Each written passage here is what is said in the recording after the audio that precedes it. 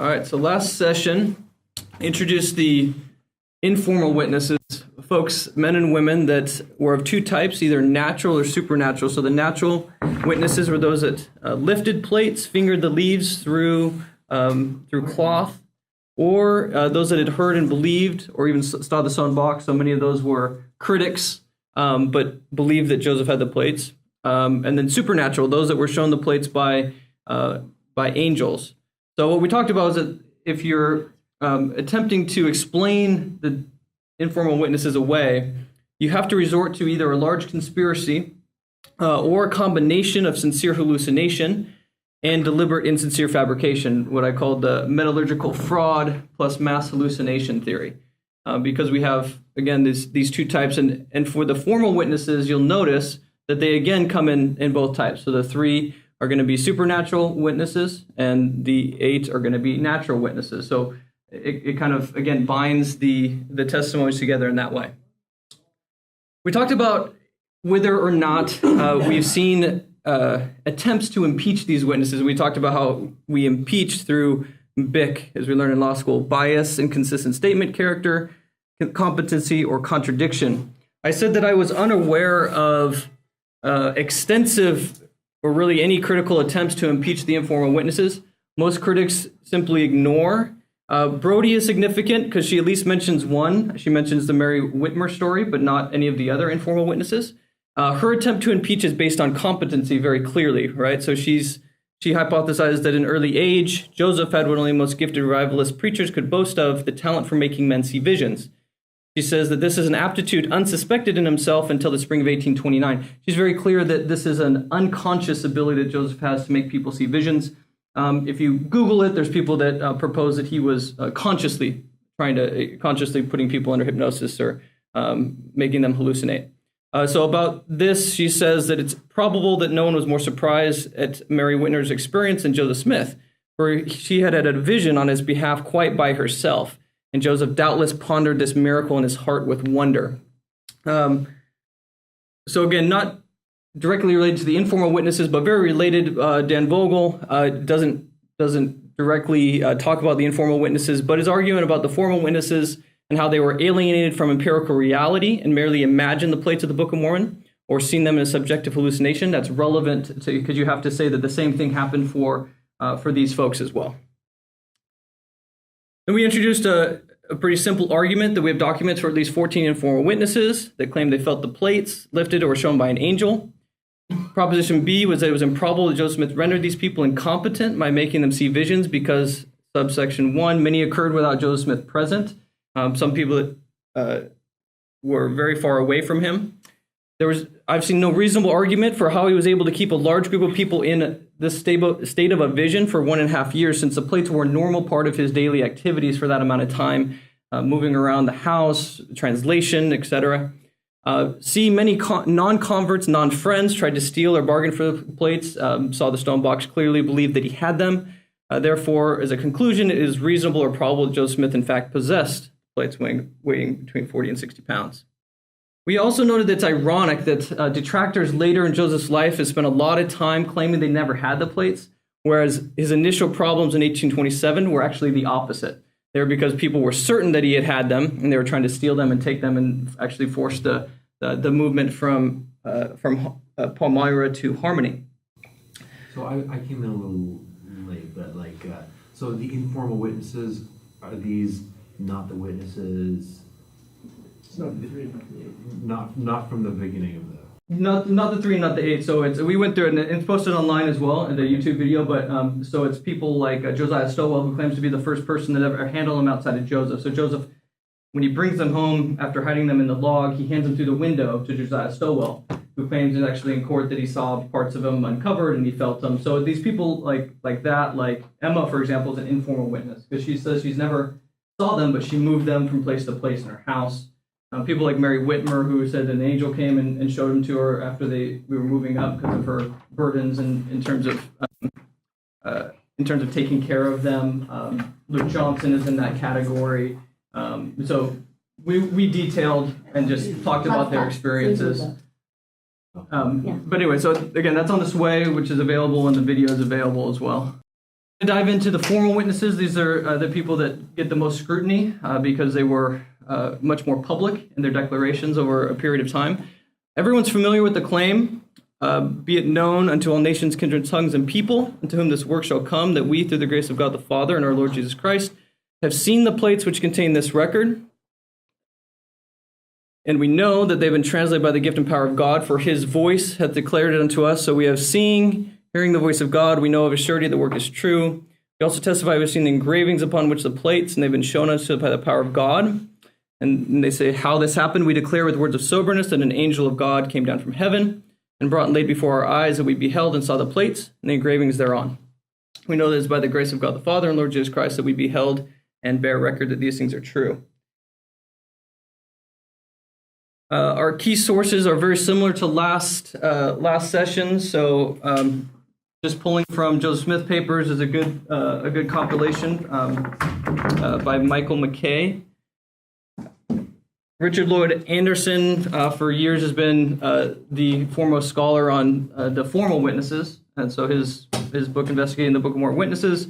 We have some other sources. Mormon Unveiled is a great source of critical commentary for us. And then there's a really interesting article that we'll reference here about the Anthon affair. So the question is, can Martin Harris be impeached? We talked about how to impeach a witness in a court of law, and we have to use bias, inconsistent statement, character, competency, or contradiction.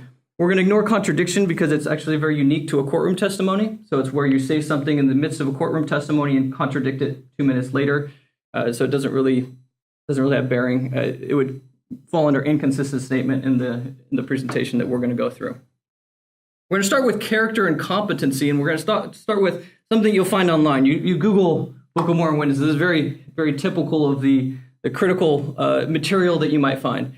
These men lived in the early 1800s, believed in magical things like people did during that time. Divining rods, second sight, magic dreams, seer stones. Some of the witnesses, especially Martin Harris, were easily swayed by tales of supernatural, especially in a religious context. Most Latter-day Saints are not aware of the superstitious nature of Mr. Harris. Martin Harris was anything but a skeptical witness. He was known by many of his peers as unstable, gullible, and superstitious man. So Martin's interesting, especially to us, because unlike Oliver and David, he lived continuously in Palmyra for 30 years prior to testifying that he'd seen the angel on the plate. So he was 46 at that time. He was a man of substantial age and prosperity. So there's a lot of material about his character.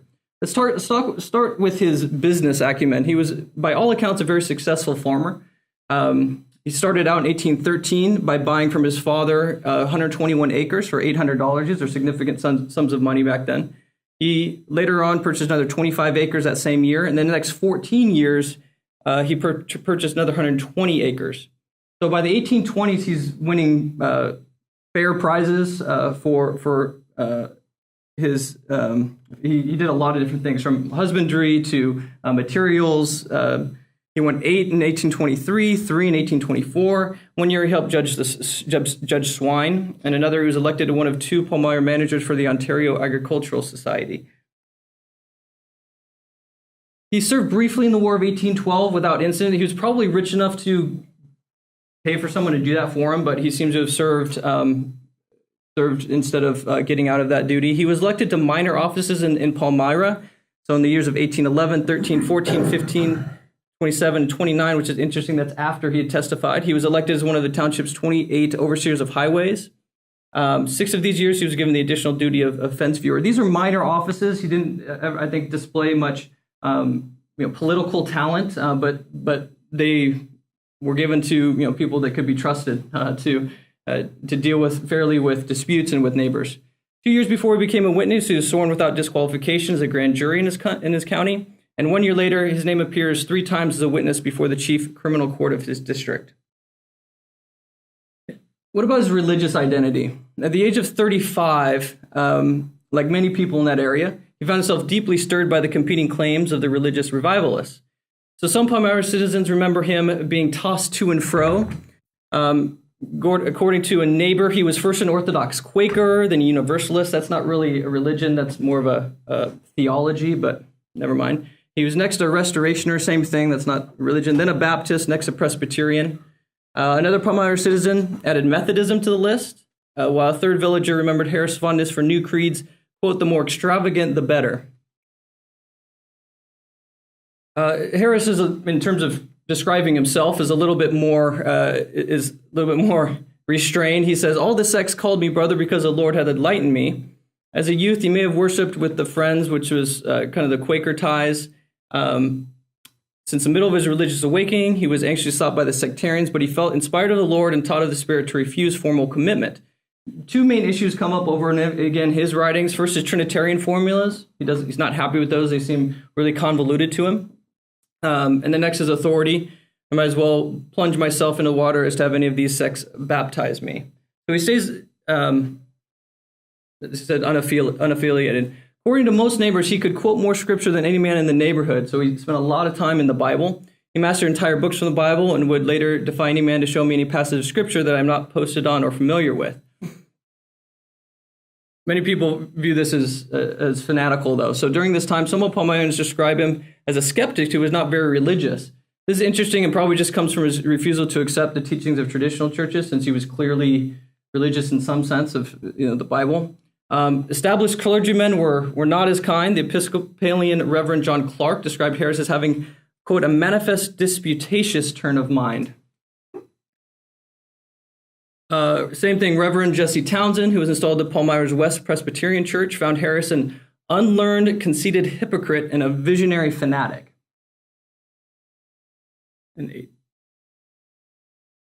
According to Pomeroy Tucker, Pomeroy generally likes Martin, but he says that his marvelousness was the predominating phrenological development. He was given to belief in dreams, ghosts, hobgoblins, special providences, terrestrial visits of angels, and the interposition of devils to afflict sinful men, 1867. John Gilbert, he was a Palmyra printer, likewise found him to be superstitious, someone who pretended to see things. Notice these are all after his claims of vision of the Book of Mormon. Lorenzo Saunders, who claimed to know the Harris family well, said, there can't anybody say a word against Martin Harris. He was a good citizen, a man that would do just as he agreed with you, but he was a great man for seeing spooks. So remember, in terms of character witnesses, especially in a court, you have to show evidence of lying. So typically you have to introduce that folks were convicted of a crime that included lying or other evidence about lying. And you notice that in all of these, even the critical ones, the criticism comes about his superstitious mind. That's a phrase that comes up, not about his honesty. So again, according to Palmyra Courier, he was an industrious, hardworking farmer, shrewd in his business calculations, frugal in his habits, and what was termed a prosperous man in the world. Things really do change for him after the Book of Mormon. The same paper wrote, it was truly phenomenal that he would, quote, abandon the cultivation of one of the best farms in the neighborhood and change all his habits of life from industry to indolence. Did he actually do that, Brett? I mean, did he suddenly become Mr. Lazy? No, he ended up leaving with the Saints to Ohio, but he had to mortgage his farm. He deeded half his farm to his wife, who was not happy with his involvement. And then he left with the Saints to Ohio. So he did leave his farm, but there's no evidence that he became indolent. J. Hadley is non-Mormon, claimed to publish the first anti-Mormon news article, but he described Harris as an honest and industrious farmer of this town. Orsamus Turner was a printer's apprentice at that time in Palmyra. He calls him a religious fanatic, yet an honest and worthy citizen. Alva Strong, he was at this point a distinguished editor and leader in Rochester, but he worked early as a young printer in Palmyra just after the Book of Mormon was published. This was interesting because there was reports that Martin had been assassinated. So Alva wrote this in response, like in remembrance, and in fact he wasn't dead. But anyway, we have ever regarded Mr. Harrison as an honest man. We first became acquainted with him at Palmyra in the spring of 1828, shortly after the plates from which the Book of Mormon is said to have been translated were found. Though illiterate, and he probably means uncultured there, he clearly wasn't illiterate, but uncultured, and actually of a superstitious turn of mind, he had a long sustained and irreproachable character for probity. By his neighbors and townsmen with whom he earnestly and almost incessantly labored, he was regarded rather as being deluded himself than as wishing to delude others knowingly. But still he was subjected to many scoffs and rebukes, all of which he endured with a meekness becoming a better cause. So he definitely was ridiculed for his testimony. Sounds like me. You're for good cause, ridiculed.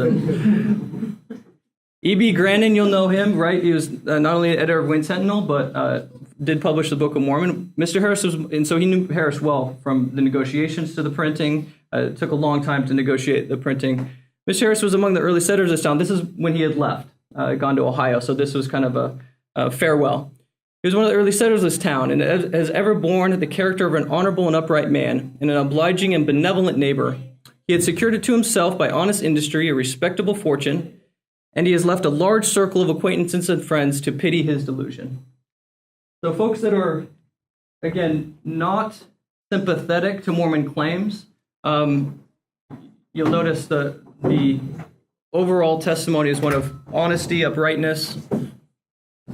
Pomeroy Tucker, we've seen him before. Again, he accepts a non-Mormon view of fanaticism of Harris, but personally he says he's honest and benevolent, a prosperous, independent farmer, strictly upright in his business dealings. This is really interesting.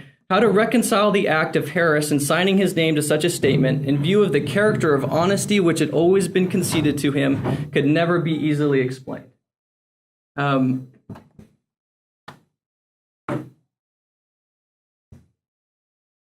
So in terms of, can we impeach Martin for his character? We can't. There's no evidence of dishonesty. And in fact, there's large quantities of evidence, even from folks that disagree with him, for honesty. So we can't impeach in the normal sense in terms of character. Now, his competency is unimpeachable in matters of business, community, and law. Right? He's elected to offices. He's sworn in as in the grand jury and as a witness, and everyone says that he deals uprightly in business. So claims of a superstitious mind, they come obviously late from those who don't accept the vision, and if true, the argument would work as follows. Harris is an unstable, gullible, and superstitious man, quoting from the critics. Unstable, gullible, and superstitious men can be caused to see a vision of an angel and physical objects in broad daylight. Proposition 3, Joseph Smith could cause people to see visions. Therefore, Joseph Smith could have caused Martin to see a vision of an angel and physical objects in broad daylight. Again, notice we don't have really any evidence for Proposition 3. This argument doesn't take into account the other witnesses. Oliver and David, of course, have the same vision prior to Martin having his vision. It's the same exact vision according to them. But nevertheless, the argument here is for incompetency, right? Not for fraud. Very clear that this argument is that he was incompetent. He could not, he was either deluded, right? He was hallucinating or put under spell vision, whatever you want to say it. You could be both things, right? All religious. You find people that are very successful or very smart in business or farming or education, but we all have these superstitious beliefs, right? So you can have both. Right. No. My point is not that you can have both. My point is that the argument here is not a traditional impeachment argument. The traditional impeachment for character is about lying, right? It's about someone that is affirmatively lying about what they say they saw. The argument, and so to argue that someone is lying, you typically say, here's evidence that he's a liar in the past. That's the way that an impeachment from character works. So what they're trying to do is impeach for competency. So like I said, yes, the argument is, look, this guy he's honest. He's honest in business, whatever, but he's sincerely deluded. So he's not competent, right? So the argument is from competency, not from character. So now we move to bias. What are some potential motives to participate in a conspiracy with Joseph Smith and 25 other co-conspirators? Oftentimes you'll see things like this on the web. Some, like Martin Harris, had a substantial financial investment in the success of the Book of Mormon. This is actually just factually incorrect. He gave money for the printing of the Book of Mormon. I've never seen one shred of evidence that there was any sort of contractual obligation to get profits. And of course, there was no profits. But in order to have a financial investment, you have to invest in a company. Martin Harris is well aware of that, again, being a good businessman. And again, there's no documentary, no oral history. There's no evidence that there was any financial stake in the outcome of the Book of Mormon. Of course, no profits ever came. So I always find this, but again, this is the kind of stuff you'll get online. They'll throw a lot of things. I find no evidence for financial bias. Power is not typically used by critics, and neither is fame, but these are often things that might motivate us to participate in a conspiracy. So the question is, how gullible? What was Martin's process for becoming involved? He knew Joseph Smith. He had been convinced that he had certain abilities. He worked for him on his farm, and there's the famous story of Joseph finding the pin that dropped out of Martin's teeth one day in straw. So Martin first, though, he waits for his wife, sends his wife and daughter to make personal inquiries. As you recall, they pick up the plates. They're impressed with the heaviness of them. He then goes down to their house, and he actually separately interviews them to see if their stories match up about the plates. He then is handed the plates, which he says he concluded must contain metal as heavy as lead or gold, and, quote, I knew that Joseph had not credit enough to buy so much lead. So this is the first, he starts to become a believer at this point. But then they don't have contact for about 3 months, right? Joseph moves to Harmony. February 1828, Martin hurries to Harmony to tell Joseph that he had seen the Lord in a vision and been told that he must go to New York City with some of the characters. Now, Joseph had been copying characters off the plates. And as a side note, if Joseph Smith is engaged in metallurgical fraud, consenting to this is kind of crazy, right? To consent to give this fraud and go talk to famous scholars around the U.S. Is putting that project in pretty grave danger. I think would be much easier and better if he got a revelation, a supposed revelation rejecting Martin, and saying, no, I not only can't see you, but certainly can't show you, characters and this kind of thing. But instead, they proceed to copy some of them, the characters, and Harris took his journey to the eastern cities and to the learned.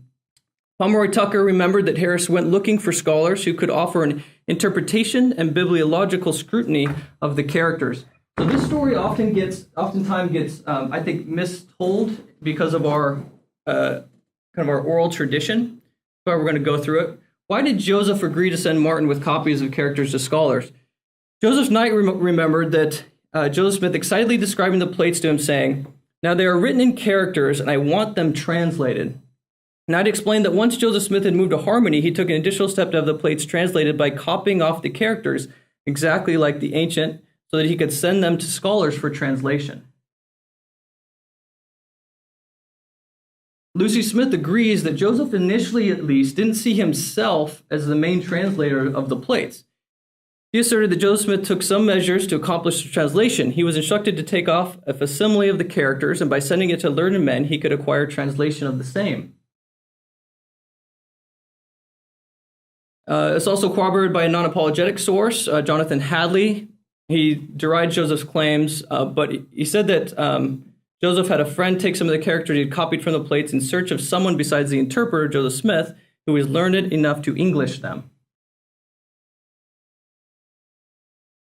So according to Lucy, Joseph Smith told Martin Harris when he left Harmony that he needed enough time to transcribe an alphabet of characters from the gold plate. So it seems like Joseph had been working with these for a bit of time now.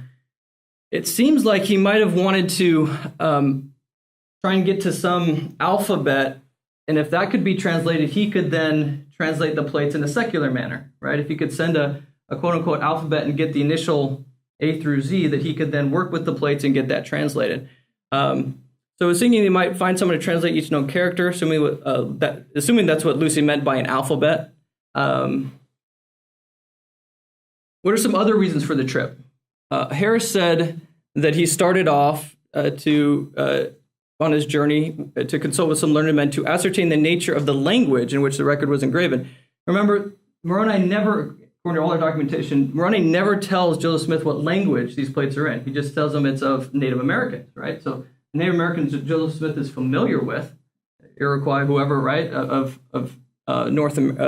New York. That's probably what he's thinking.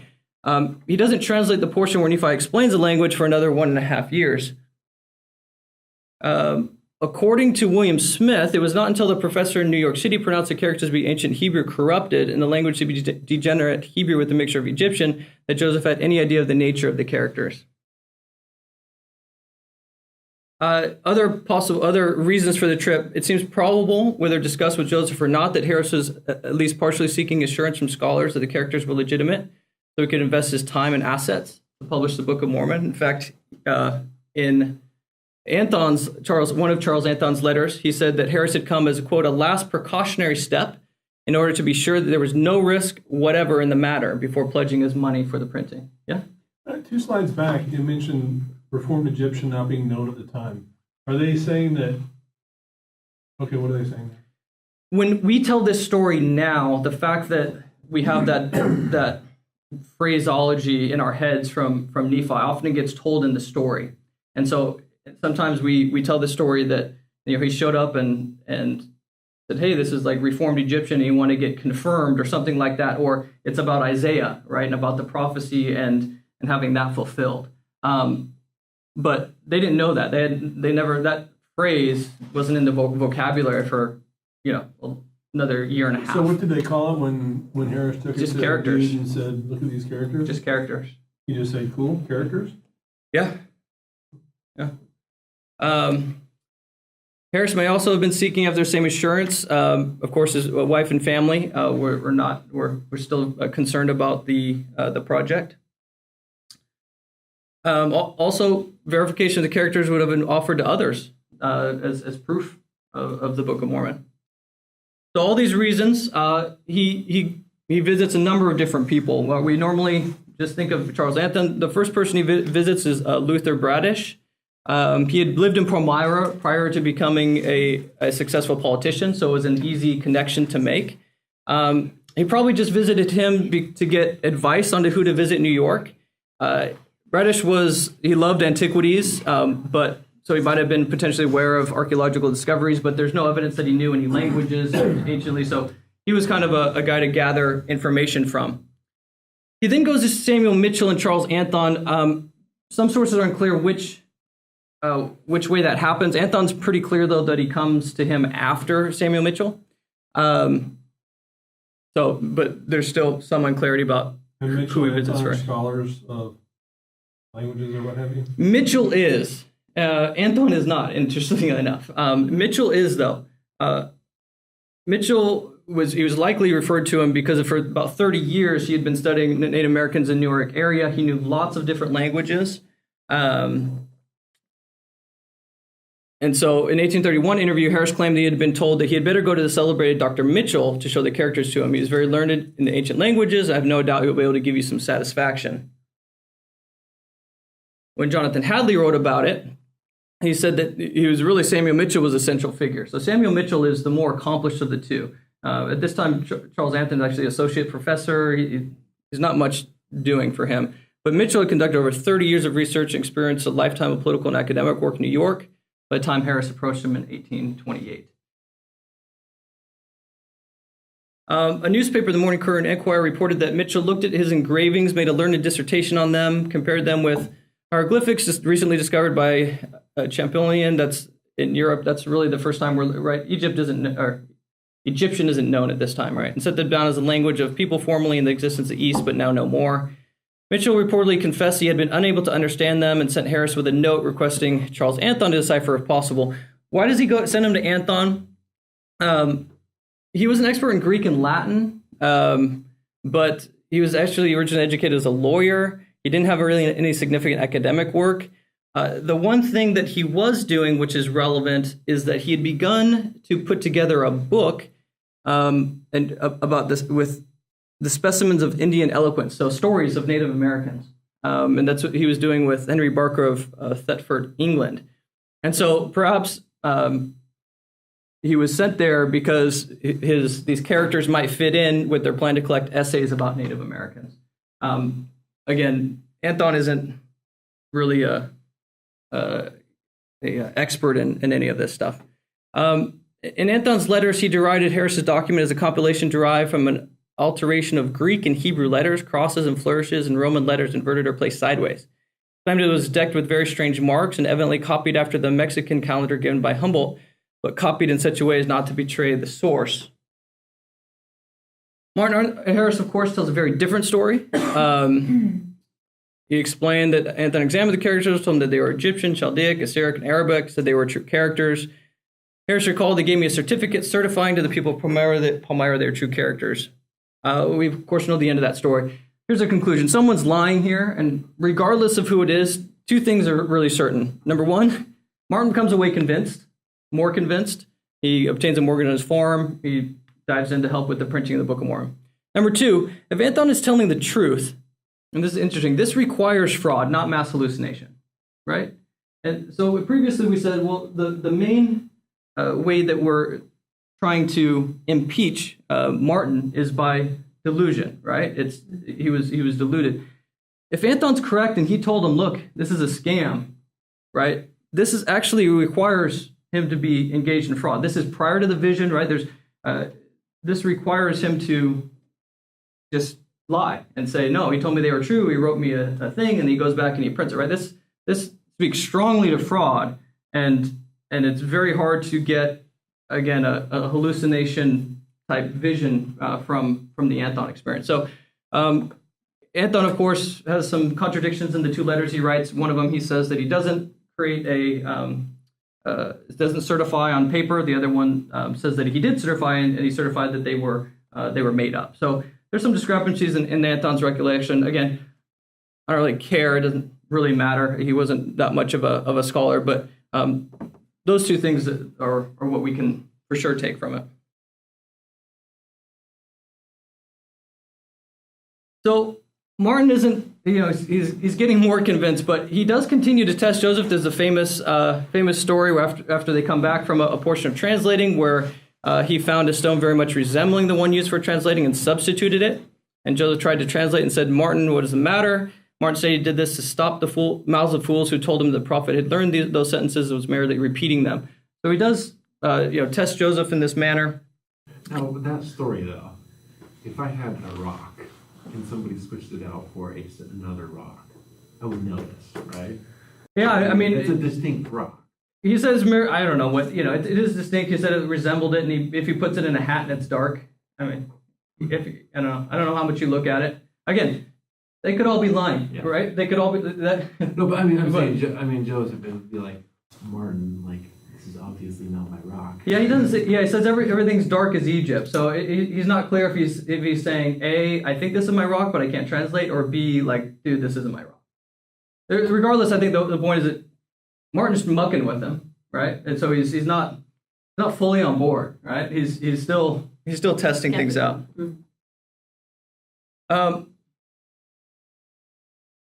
So after the vision, Joseph remembers that Martin's cry of conviction says, "'Tis enough, my eyes have beheld." Of course, this is after he is separated from the group. According to his own account, that he didn't have the faith that David and Oliver had, and then Joseph comes over and they have the vision, and that's apparently his response. Martin's certainty that he had seen the angel in the plates never diminished in nearly a half century's ideological transition and personal trial. The conclusion from Richard Anderson. So he immediately starts telling people. The Painesville Telegraph said that he went to a hotel there. He told all about the gold plates, angels, spirits, and Joe Smith. He had seen and handled them all by the power of God. Of course, they're not particularly sympathetic to this testimony. W.W. Phelps at this time is an editor that, again, ends up being converted, but at this time he wasn't. He wrote, Mr. Harris, whose name is in the book, is a wealthy farmer, but of small literary acquirements. He is honest and sincerely declares upon his soul salvation that the book is true. After excommunication, 1837, he's now in Ohio, in a meeting of former leaders insisted the Book of Mormon was nonsense. A letter from Kirtland reported that Martin Harris then bore testimony of its truth and said all would be damned that rejected it. Martin remained in Ohio for the next 30 years, surrounded by people that were not sympathetic to Mormonism. He changed his religious position a number of times, including rebaptism by a Nauvoo missionary. Except for some affiliation with the Shakers, every affiliation was some Mormon group of some persuasion. After the Saints leave Ohio, actually his second wife, Caroline Young, also immigrates with the children. He was left alone in Ohio. He went to England with a group and he wasn't allowed to speak in the meeting. When they came out of the meeting, Martin Harris was beset with a crowd in the street, expecting they would furnish him with material to war against Mormonism. But when he was asked if Joseph Smith was a true prophet of God, he answered yes. When asked if the Book of Mormon was true, this was his answer: "Do you know that the sun is shining on us? Because as sure as you know that, I know that Joseph Smith was a true prophet of God, and they translated that book by the power of God." What's our conclusion in terms of bias? Again, in terms of money, there's no evidence for that, and he may end up making any. There's contradicting evidence. He actually lost money, strained relationship with his spouse. Power, no evidence. Again, the contradicting evidence. He ended up excommunicated. Obviously, he had no power over saints. Fame, again, no evidence. Contradicting evidence. He was criticized in the community where he lived for most of his life. Martin was denied significant leadership. That rankled him. His friendship with Joseph Smith was severed. He lived for 30 years among unbelievers. However, never denied the testimony to the contrary. He did state it repeatedly. Now we're going to move to that. Can he be impeached? Now we've gone through character competency, bias, and now we're going to move to inconsistent statement. According to Fawn Brody, the three witnesses all told different versions of their experience. And she said she knows this because she read this in the local, quote, the local press of the time. Her source for this is the Palmyra Reflector. However, that paper doesn't actually quote David Whitmer, but he quotes, quote unquote, our informant, who seems to not have any notes on his interview since he, quote, did not recollect precisely the dimensions of the plates that David Whitmer reportedly gave. So this is how these things happen on the internet. This is what Brody's version looks like. Brody summarizes an editor's version that summarizes his informant's version of what David Whitmer said, not necessarily to the informant. And this is the kind of thing that you need to, that we need to be concerned with. We have so many statements by the witnesses themselves that to go outside and use statements that are from not clearly associated with them is dangerous in terms of understanding what they were saying. Again, from things you'll get on the web, reports assert that Harris and the other witnesses never literally saw the gold plates, but only an object said to be the plates covered with a cloth. Where does this come from? Well, we have a letter of Stephen Burnett writing at the height of his disillusionment with the church. He says, "I've reflected long and deliberately upon the history of this church and weighed the evidence for and against it, loath to give it up. But when I came to hear Martin Harris state in public that he never saw the plates with his natural eyes, highlight only in vision or in imagination, neither Oliver nor David, the last pedestal gave way. I therefore, 3 weeks since in the stone chapel, gave a full history of the church since I became acquainted with it. He was followed by William Parrish, Luke Johnson, John Boynton, all concurred with me. After we were done speaking, Martin Harris arose and said he was sorry for any man who rejected the Book of Mormon, for he knew it was true. He said he had hefted the plates repeatedly in a box with only a tablecloth or handkerchief over them, but he never saw them, only as he saw a city through a mountain, where it said on the 171 page of the Book of Covenants that the three should testify that they'd seen the plates even as Joseph Smith Jr. And if they only saw them spiritually or in vision with their eyes shut, Joseph Smith Jr. never saw them in any other way. And if so, the plates were only visionary." This is used a lot. Couple of things to note in this. Notice Martin Harris felt misrepresented by what those people have said. Otherwise, he wouldn't have stood up to challenge the explanations of Burnett and Associates. Notice only that's inserted 4 times. Martin Harris certainly claimed a visionary experience, but he never claimed only a visionary experience. And this idea of being an and or an or. It was that's foreign. That's put in there by Burnett. He also represents Harris as equating the experience with Joseph Smith, David went over Cowdery. David always rejected the either or by saying he saw by both spiritual and natural means. For example, quote, he then explained that he saw the plates with his natural eyes, but he had to be prepared for it. The other witnesses were overshadowed by the power of God and a halo of brightness indescribable. So we see where they're getting things from. It's just, again, we have so many statements by the witnesses themselves that that when we take small things from outside of context, it gets difficult. People left.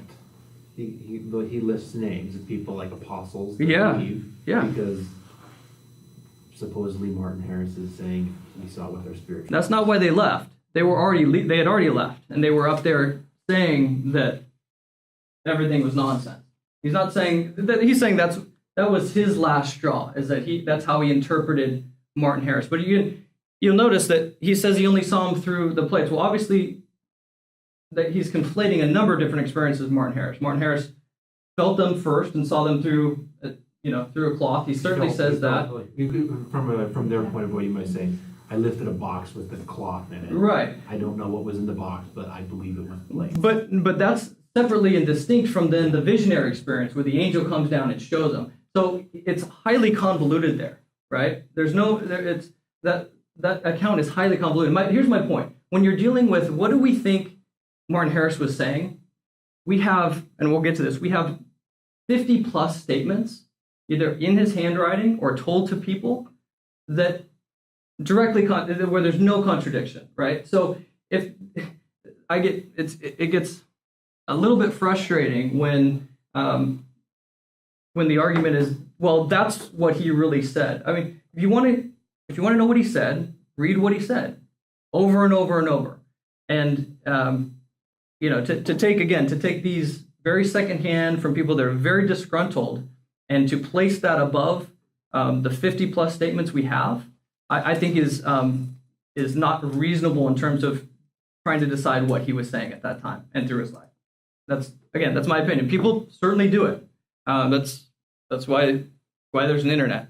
John Gilbert, Book of Mormon typesetter, also remembers this kind of conversation. I asked Harris once if he'd really seen the plates with naked eyes. His reply was no, but with spiritual eyes. Again, we have about 50 statements similar to this simple language in 1870 letter. I do say the angel did show to me the plates containing the Book of Mormon. He never applied only to this visionary experience, right? So people say when they apply that only, they're trying to make it different than a subjective thing. He never said only. He said it was a vision. There was an angel there. Remember, we have natural witnesses and we have supernatural witnesses. He was very much in that supernatural category. He just never used only to describe it. Our conclusion, authentic statements from Martin Harris are voluminous and always repeat the reality of their experience. Yet the first anti-Mormon book was written in 1834 within a dozen miles of Martin's residence, and it set the precedent for never contacting him. And this is my concern. If we're concerned with truth, concerned with what did they really think? Were they really denying? Were they really saying it was, some delusion? Why not contact them? Why not read their statements? So let's go through some more. After rejoining the Saints in Utah in 1870, John Thompson brought two unbelievers to see him. One of them asked Mr. Harris if he believed the Book of Mormon to be true. And he told them no. Now, we could cut that and put it on the internet, right? And it worked perfectly. They told him that they had heard that he had never denied the truth of the book. He told them that he knew it was true and that it was past believing. Thomas Godfrey remembered that Harris insisted that knowledge supersedes belief because, quote, I saw the angel, I saw the plates from which the Book of Mormon was translated and heard the voice of God declare it was translated correctly. He was accosted on the street by a group of challenging teenagers, and Clarkson Harris asked whether the group could see a nearby chopping block. Upon their ascent, he replied, well, just as plain as you see that chopping block, I saw the plates. And sooner than I would deny it, I would lay my head upon that chopping block and let you chop it off. I might as well doubt my own existence as to doubt the divine authenticity of the Book of Mormon or the divine calling of Joseph Smith. Just prior to his death in 1875, George Godfrey attended Harris in his last illness and deliberately waited for a semi-conscious moment to suggest that his testimony was possibly based on deception. His response, quote, "I know what I know. I have seen what I have seen. I've heard what I have heard. I have seen the gold plates. An angel appeared to me and others. I tell you of these things that you may tell others that what I have said is true. And I dare not deny it. I heard the voice of God commanding me to testify to the same." Conclusion, exactly 1/2 of his 92-year span preceded the vision, which came after a prayer and investigation of the process of finding and translating the Book of Mormon. He was transformed into an unshakable advocate. I think all the documentary evidence shows that. Throughout his remaining 46 years, he insisted without compromise on the objective reality of his experience. Of course, wasn't a member for all that time, didn't live with the saints, etc. His words in a private letter best summarize his mission as a modern witness. His letter to Hannah Emerson in 1871. "No man has ever heard me in any way deny the truth of the Book of Mormon, the administration of the angel that showed me the plates, nor the organization of the Church of Jesus Christ of Latter-day Saints under the administration of Joseph Smith Jr., the prophet whom the Lord raised up for that purpose in the latter days, that he may show forth his power and glory." Critics do not have a unified theory of impeachment, and in fact, their arguments are self-contradicting. So Martin was deceived and admitted never seeing the plates, right? So now we're in the mass hallucination metallurgical fraud theory due to superstition. Metals, dealing with metallurgy, right? He created like something to hand people and convince them, right? He copied characters, right? Yeah. This is a big time fraud, right? But this is contradicted by critics' argument that Martin had a financial interest, which there's no evidence for, and that Anthon was telling the truth, and therefore Martin lied. Both of those argue for a mass conspiracy, right? If he has financial interest, he was part of this group to make money, or again, if Anthon's telling the truth and he said you're being defrauded, both of those argue for a mass conspiracy, not for mass hallucination and metallurgical fraud. He has to be involved in this case, but they often throw all of these things in a list, and again, they're not mutually supporting. They're actually self-contradicting. So most careful critics seem to favor the mass hallucination metallurgical fraud theory, as we've seen. That's where Brody goes, right? That's where most people end up going. But again, that's directly contradicted by the Anthon affair, as well as Harris's view of translation, where there's no documents. So again, he has to be under this power through the translation period. And again, if the Anthon affair is, as Anthon said it, that's contradicting. So critics propose incoherent, which means self-contradicting, impeachment theories. Therefore, I don't find them reasonable. There's large quantities of evidence supporting Martin's reliability as a witness. As we've seen, 30 years an honest citizen, prosperous citizen, attested even by critics. So his character is attested, his honesty is attested even by critics. He did lose money, he gained no position, severed relationship with Joseph Smith, and lived among people that mocked him for most of his life. What's really interesting is that you'll see his communications as evidence for impeachment. When I argue that it's actually evidence for reliability, you'll see that all the time. He left the church, and I'm trying to put together the argument. So here's the argument. Martin Harris was deceived or part of a conspiracy by or with Joseph Smith. Martin Harris rejects the church and his relationship with Joseph Smith for decades. Therefore, Martin has no reason to continue the conspiracy and has every incentive to admit deception. Martin Harris never denies his testimony. Therefore, Martin Harris is unreliable. The logic does not work here, and yet you'll see that. It actually works the opposite conclusion. He has every incentive to deny. He's not connected. He isn't so I'm always confused by people putting that out there. He did convince hundreds by his testimony, baptized hundreds, which he maintained consistently for nearly half of a century. Therefore, it's reasonable. Again, we use reasonable, not our standard of proof is reasonable, not beyond a reasonable doubt. Reasonable to accept Martin Harris as a reliable witness for his claim. We're going to call this the Martin Harris proposition. And then you remember argument 1 from last class, this is extended to include the Martin Harris proposition. Proposition A, at least 14 informal witnesses claim that he or she felt the plates, lifted them, or were shown by angels. B, many non-converts, non-friends tried to steal a bargain for the plates. C, Martin Harris' half-century-long testimony of the angel and the plates is reliable from our Martin Harris proposition. Therefore, it's reasonable or probable that Joseph Smith, in fact, possessed plates. You remember our argument to absurdity. So we're going to go through that again with adding in Martin Harris. Joseph Smith is a fraud. So we're going to set up our proposition. He's a fraud by metallurgical fraud and mass hypnosis or hallucination. B, therefore, Joseph creates extensive metallurgical fraud, the plates, to dupe the 22 natural witnesses. C, he's confident enough in this fraud to copy characters and seek out the best scholars of the day to, quote, get them translated. D, his characters are believed by scholars such as Mitchell and Anthon. This has to be correct. If not, Martin is part of the conspiracy, not a dupe, right? So if we're going this theory of hypnosis, hallucination, that means Martin is not a dupe, right? That means Mitchell and Anthon were convinced, and Anthon's lying to cover it up because he doesn't want to connect it with the Mormons. So his characters are believed. He then induces mass, at least 10 people, hallucination of plates, swords, spectacles, angels that extend for months all throughout the dictation of the Book of Mormon into places where he was not present, in some cases where people had not met. He induces identical visions, hallucinations of an angel and the voice of God for Martin Harris, apart from David Whitmer and Oliver Cowdery, who have the same experience. The hallucination is so effective for Martin Harris that it endures for nearly half a century despite no relationship and much ridicule. H is that it is highly improbable that Joseph Smith could have accomplished B through G. Therefore, it's reasonable or probable that Joseph Smith possessed plates as he claimed. That is the argument. But wasn't he also a witness for James Strang and his plates? No. Not Martin? No. Okay.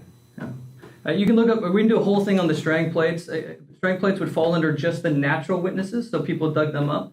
They claim no supernatural witnesses, and by the end, one of the witnesses claims that he helps produce it. It's the nature of the witnesses is very, very different. But Martin was not one of those. But other witnesses, other Book of Mormon witnesses. No, they followed Strange. Strange had lots of followers, not that were quote unquote witnesses. Again, his witnesses are of just the natural type. So when the Book of Mormon has the natural and the supernatural, the Strange plates just have the natural witnesses, and they're very different because what they actually witness to is true. They say, we went to this place where he told us to dig, and we dug and we found these things. Right? That's true insofar as it goes, right? Again, there's no claims of angels and that kind of thing. And then, of course, you have people later on denying that and some claiming that they helped produce them. And even a guy that was a witness there said that he could clearly see that he made it off of a kettle. So no, I would argue that, again, that argument, and we can go through that whole thing, but the argument that it's that the witnesses are analogous is wrong because there's no supernatural and natural witnesses. And more, and like I said, Harris there's a lot of followers of Strange, but he doesn't actually become a witness for him. Again, he doesn't. There's one thing in his life that's constant. That's the Book of Mormon. He does go through all the sorts of, he disagrees with a lot of what the church is doing, a lot of what Joseph's doing. He stayed in a time capsule in terms of his theology, and he, like I said, was affiliated with a lot of different offshoot Mormon groups and Shakers and all that. The one thing that remains constant and is the Book of Mormon and the angel for him. Other things fade, and he ends up coming back to the church in Utah and dying there. So again, our arguments are about reasonable, about probabilities, not about our standard of proof as we set up is not to beyond a reasonable doubt. So we always couch our arguments in reasonable and probabilities, and that's where we're at. That's it. We're right on time.